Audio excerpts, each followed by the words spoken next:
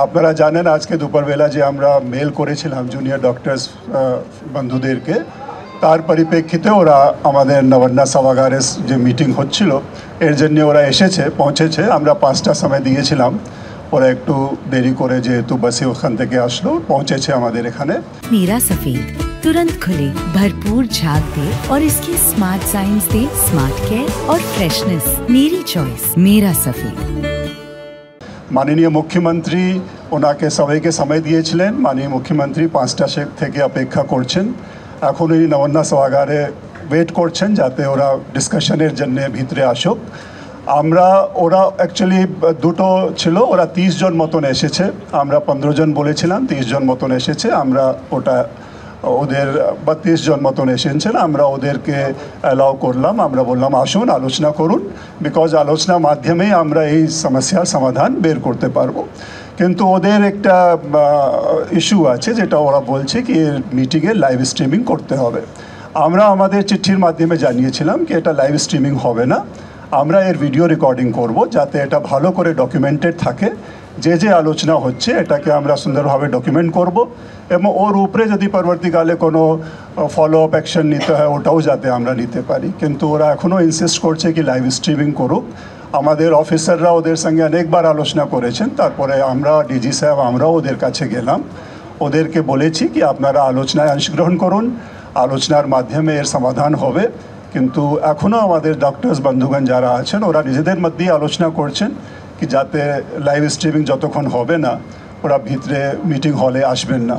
মাননীয় মুখ্যমন্ত্রী ওদের জন্য অপেক্ষা করছেন, উনি ওখানে আছেন। আমরা আশা 1.5 ঘন্টা মতন হয়ে গেছে 5টার সময় থেকে, তো এখনও ওরা ভিতরে মিটিং হলে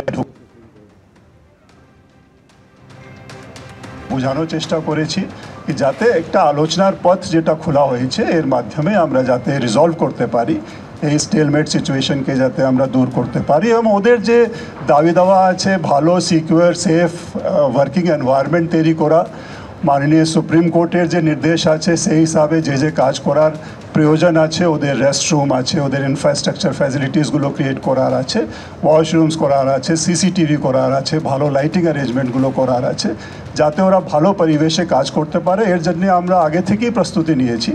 আমরা ভেবেছিলাম আজকে আলোচনার মাধ্যমে আরও যদি ওদের কাছ থেকে কোনো সাজেশনসগুলো আসে, এটা আমরা আরও আলোচনার পরিপ্রেক্ষিতে আরও অ্যাকশন যে নেওয়ার প্রয়োজন আমরা নেব। কিন্তু এখন অবধি ওরা যেহেতু মিটিং হলে ভিতরে আসেননি, আমরা মিটিং এখন অবধি চালু করা যায়নি।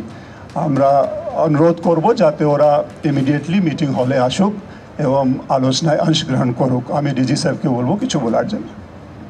আর চিফ সেক্রেটারি সাহেব সব বলেছেনই, জিনিসটা হচ্ছে কোনো মিটিংয়ে, কোনো ফর্মাল মিটিং ডিসকাশনে nowhere it is done live. যেটা করা হয়, যেটা প্রেসকে সকালকে বার্তা, ইন কেস ইফ এট মিটিংয়ের কিছু নিষ্কর্ষ হতো ডেফিনেটলি ওটা লাইভ করা যায়। কিন্তু এটা insistence on live streaming seems unreasonable to me. And গভর্নমেন্টের জন্য ওরা 15 জন বলা হয়েছিল, 30 জন প্রথমে বললো, তারপরে 32। That's not an issue, because আমাদের একদম যেটা গতকালও বলা হয়েছিল সদিচ্ছা আছে, খোলা মনে আমরা আলোচনা করতে চাইছি। অ্যান্ড ইভেন এই আলোচনা কি ওরা কি চাইছে ওরা আমরা করতে পারি। অ্যান্ড তারপরেও আমরা আজকে চিফ সেক্রেটারি সাহেব আবার ইমেল দিলেন, ওনারা বললেন না এটা আমরা 30-15 জন নেই বেশি চাইবো, আমরা অ্যালাউ করেছি। অনারেবল চিফ মিনিস্টার উনি 5টা থেকে এই জন্য অপেক্ষা করছেন কি ওরা আসবে বলবে। আমাদের থেকে যেটা আছে, we are committed to their safety and security for everything. What the goals are not different, but at the same time we must understand and respect the rule of the law.